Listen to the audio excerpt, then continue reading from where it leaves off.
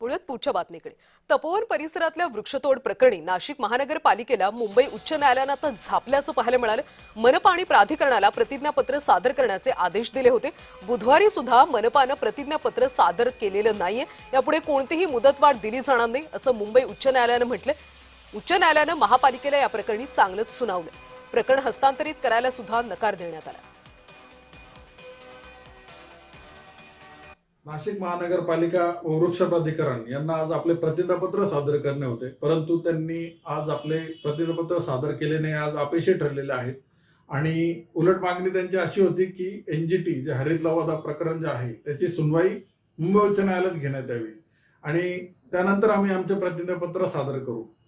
परंतु मुंबई उच्च न्यायालयाने ही मागणी फेटाळलेली आहे व त्यांना फटकारलं आहे, झापलेलं आहे आणि विचारणा देखील केली आहे की आज मुंबई उच्च न्यायालयामध्ये आज प्रतिज्ञापत्र सादर करू शकले नाही. त्याची विचारणा देखील केली आणि कधी करणार आहे हे देखील विचारलेलं आहे.